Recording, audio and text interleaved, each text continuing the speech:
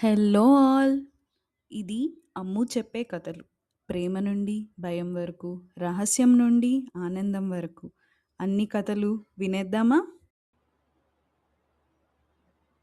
రామ్‌ని చూసిన మొదటి చూపులోనే చాలా బావున్నాడు అని ఫీలయ్యాడు శ్రీవాత్సవ్.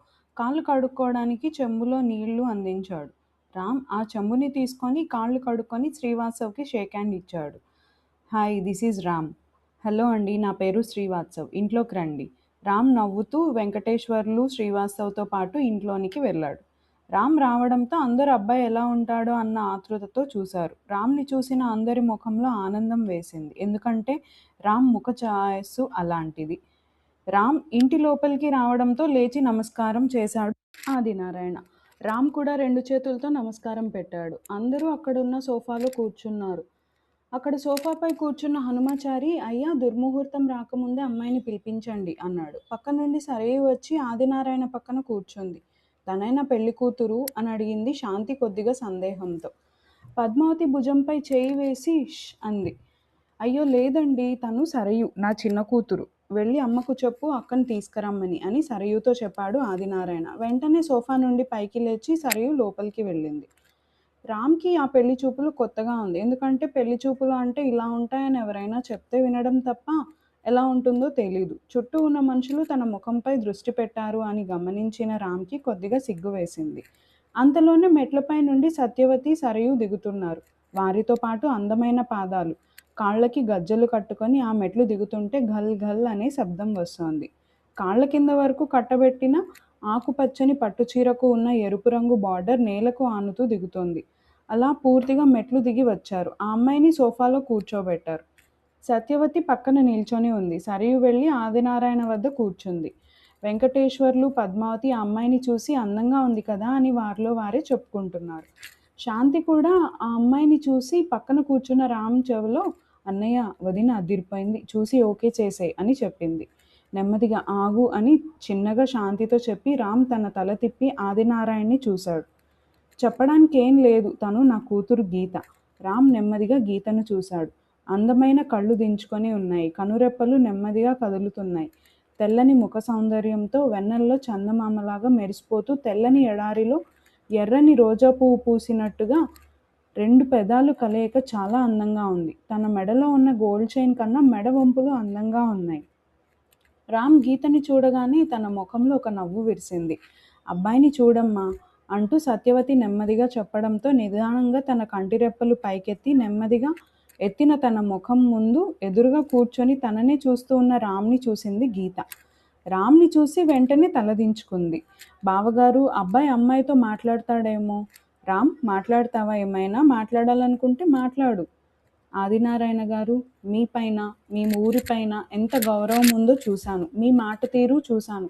ఇంటికెళ్ళి ఆలోచించుకొని చెప్పడాలు అవేవీ నాకు ఇష్టం లేదు. ఇప్పుడు చెప్పినా అప్పుడు చెప్పినా ఒకటే చెప్తాము. మీ అమ్మాయి నాకు చాలా అంటే చాలా నచ్చింది. నాకు మీ అమ్మాయిని పెళ్లి చేసుకోవడానికి ఎలాంటి అభ్యంతరం లేదు. మీ మాట కోసం ఎదురు చూస్తూ ఉంటాం. మీ అమ్మాయిని అడిగి చెప్పండి. రామ్ చెప్పిన మాటలకు ఆదినారాయణకు సంతోషాన్ని ఇచ్చాయి. కానీ వెంకటేశ్వర్లు, పద్మావతి ఆశ్చర్యాన్ని కలిగించాయి. అయినా కానీ రామ్ నిర్ణయం వాళ్ళకు కూడా సంతోషాన్ని ఇచ్చింది. ఆదినారాయణ తిరిగి గీతను చూశాడు. గీత సరే అంటూ తలూపింది. సరయు, సత్యవతితో పాటు ఆదినారాయణ, శ్రీవాత్సవ్ అందరి మొహాలు ఆనందంతో నిండిపోయాయి.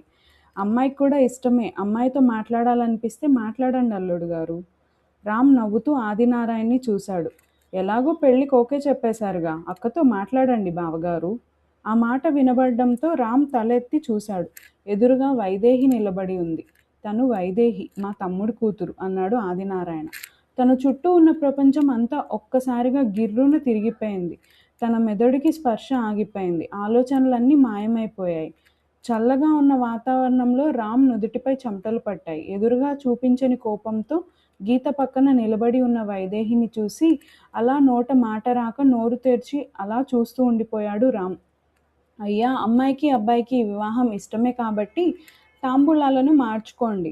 ఆదినారాయణ, సత్యవతి ఇద్దరూ తమ చేతిలో ఉన్న తాంబూలాన్ని వెంకటేశ్వర్లు, పద్మావతికి ఇచ్చారు. రామ్ నెమ్మదిగా టెన్షన్ పడుతూ ఎదురుగా ఉన్న వైదేహిని చూస్తున్నాడు. వెంకటేశ్వర్లు, పద్మావతి తమ చేతిలో ఉన్న తాంబూలాన్ని ఆదినారాయణ, సత్యవతికి ఇచ్చారు. వైదేహి మొహంలో బాధ, మరియు కోపంతో ఉగ్రకాళి రూపాన్ని మరిపించేలా రామ్ని చూస్తోంది.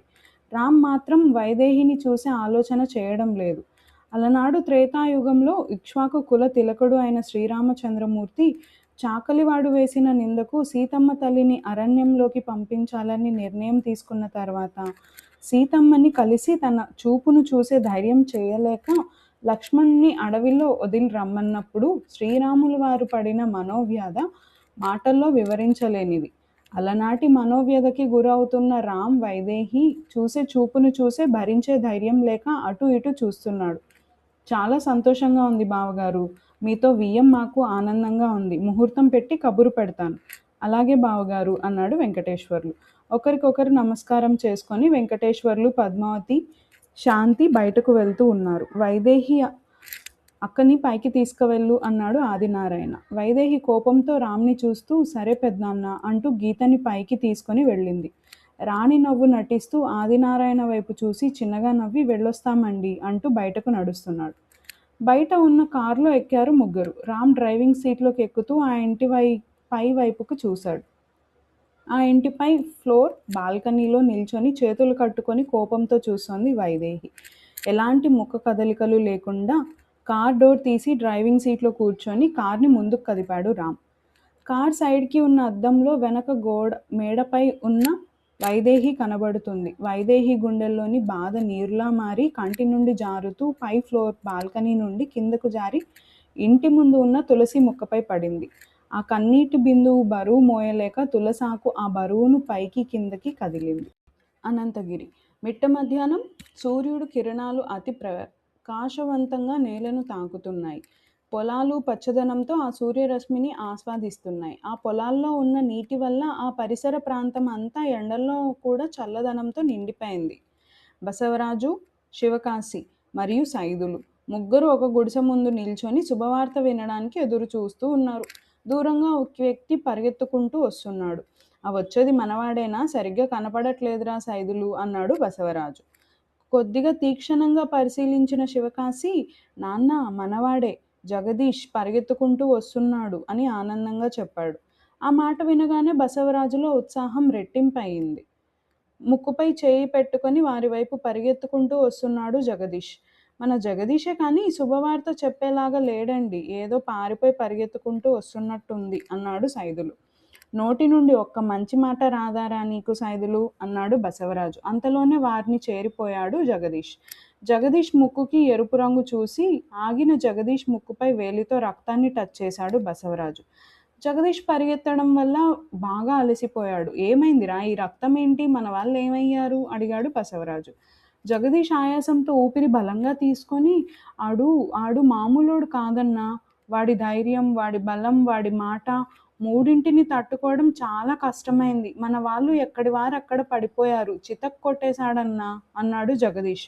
ఏంట్రా నువ్వు అనేది, అంత బలవంతుడా అన్నాడు శివకాశి. ఎలా ఉన్నాడు అని అడిగాడు బసవరాజు.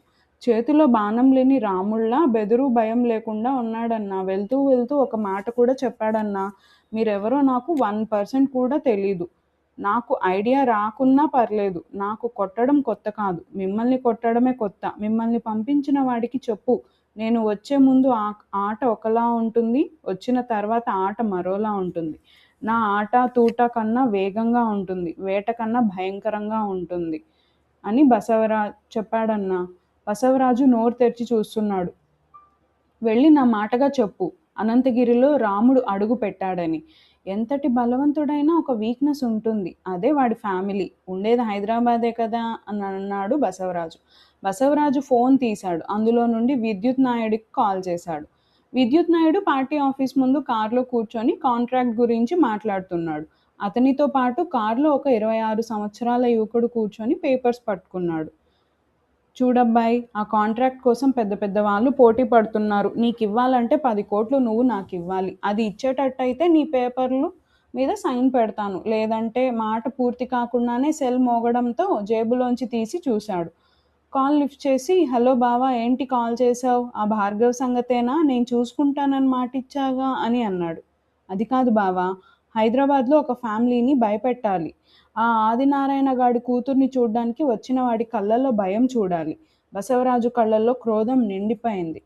అదెంత పని బావా? ఇక్కడ హైదరాబాద్‌లో మన వాళ్ళ కాని పనంటూ లేదు. ముందు అర్జెంటుగా హైదరాబాద్ వచ్చేయి నేను చెప్తాగా కలిసి భయపెడదాం. అలాగే బావా అన్నాడు బసవరాజు. ఉంటా మరి అని కాల్ కట్ చేశాడు విద్యుత్ నాయుడు. అది సంగతి. నీకు కాంట్రాక్ట్ ఇవ్వాలంటే నాకు కరెన్సీ ఇవ్వాలి. రే కాశీ నేను హైదరాబాద్ వెళ్ళి ఆ రాముడి సంగతేంటో తేల్చి వస్తాను. మీరు ఆ శేషయ్య సంగతి చూడండి అన్నాడు బసవరాజు.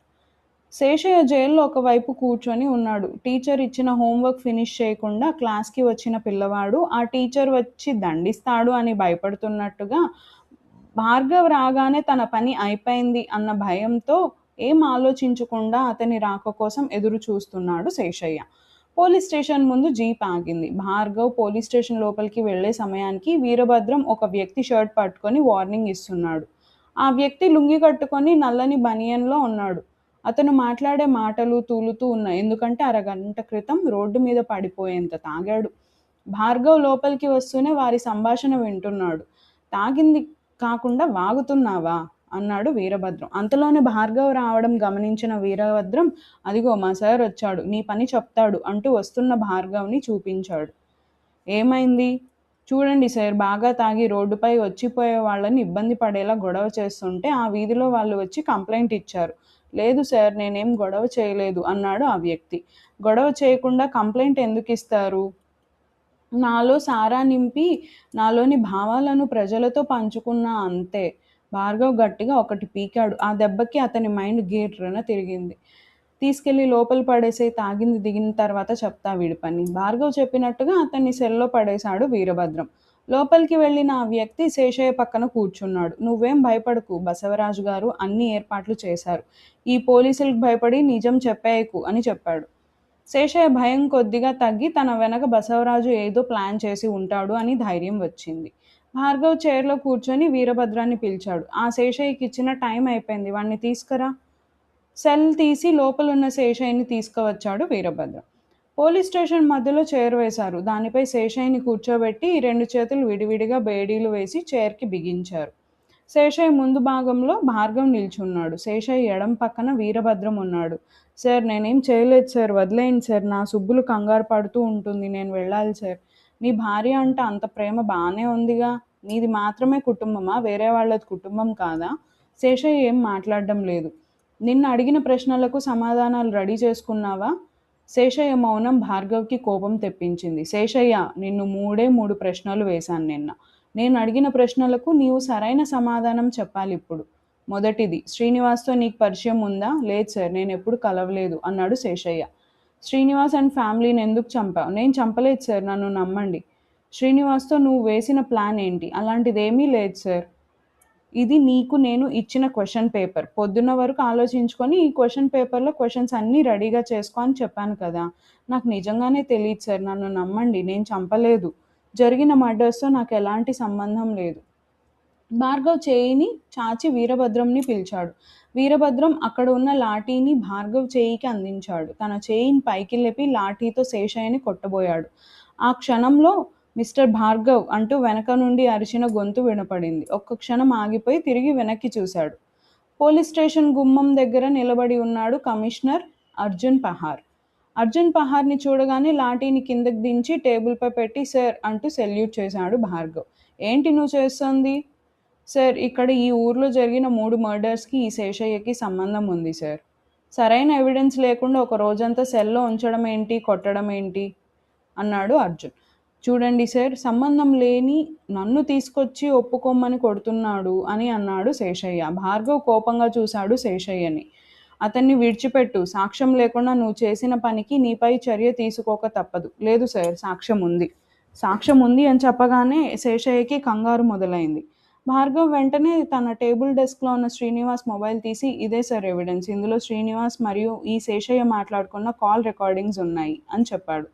శేషయ్యకి ప్రాణం పోయినంత పని అయి కాళ్ళు వణకడం మొదలెట్టాయి. మొబైల్ ఓపెన్ చేసి ఫైల్స్‌లో ఉన్న కాల్ రికార్డింగ్స్ ఓపెన్ చేశాడు.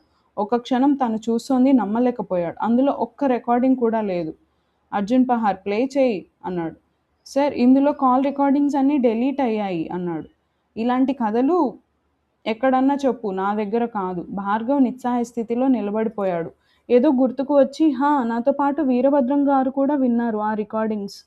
విన్నారుగా వీరభద్రం గారు. ఏ రికార్డింగ్ సార్? శ్రీనివాస్ ఫోన్ తీసుకురమ్మంటే తీసుకొచ్చి మీకిచ్చాను. అందులో ఏ రికార్డింగ్స్ లేవు కదా సార్. నమ్మకం ఒమ్ము అయిందనే బాధ భార్గవ్ని కుదిపేసింది. ఇన్ని రోజులు తన కింద పనిచేసే వాడిలా కాకుండా సొంత మనిషిలా అనుకున్న వీరభద్రం ఇప్పుడు ఇలా అనడంతో నమ్మకంపై ఉన్న నమ్మకం చచ్చిపోయింది. భార్గవ్ ఏం మాట్లాడకుండా మౌనంగా తలదించుకొని సారీ సార్ అని అన్నాడు. ఈ అనంతగిరిలో మళ్ళీ నువ్వు ఉండకూడదు. 2 మంత్స్ తర్వాత పోస్టింగ్ ఎక్కడో ఇన్ఫార్మ్ చేస్తాము. భార్గవ్ ఎంతో ఇష్టంగా తెచ్చుకున్న ఈ పోలీస్ ఉద్యోగం మొదటిసారి న్యాయానికి న్యాయం చేసే ప్రయత్నంలో విఫలమైంది. బాధ అనే బరువైన కొండను తన భుజాలపై మోస్తూ తన బెల్ట్కి ఉన్న గన్ మరియు తన చొక్కాకి ఉన్న స్టార్స్ తీసి టేబుల్పై పెట్టి అక్కడి నుండి బయటికి అడుగులు వేశాడు. శేషయ్య బేడీలు విప్పాడు వీరభద్రం. శేషయ్య కుర్చీలోంచి లేచి నిలబడగానే, శేషయ్య తొందరగా వెళ్ళు, నువ్వు వెళ్తే కానీ నా కూతురు ఇంటికి రాదు అని బాధతో కూడిన కంగారుతో నెమ్మదిగా అన్నాడు. సరే సరే, నువ్వేం కంగారు పడుకు, నీ కూతురు గంటలో నీ ఇంట్లో ఉంటుంది. అమ్మయ్య అంటూ ఊపిరి పీల్చుకున్నాడు వీరభద్రం. శేషయ్య దర్జాగా పోలీస్ స్టేషన్ బయటకు వెళ్ళాడు. భార్గవ్ పోలీస్ స్టేషన్ బయట నిలబడి దీనంగా పోలీస్ స్టేషన్ వైపు చూస్తున్నాడు. శేషయ్య దర్జాగా నడుస్తూ భార్గవ్ని చూసి తన షర్ట్ కాలర్ ఎగరేస్తూ భార్గవ్ ముందు నుండి వెళ్తున్నాడు. ఈ కథ మీకు నచ్చిందనే అనుకుంటున్నా. నచ్చినట్లయితే లైక్ చేయండి, కమెంట్ చేయండి, సబ్స్క్రైబ్ చేయండి. కథలు వినే మీ ఫ్రెండ్స్ అండ్ ఫ్యామిలీకి కూడా షేర్ చేయండి. Please support me. Thank you.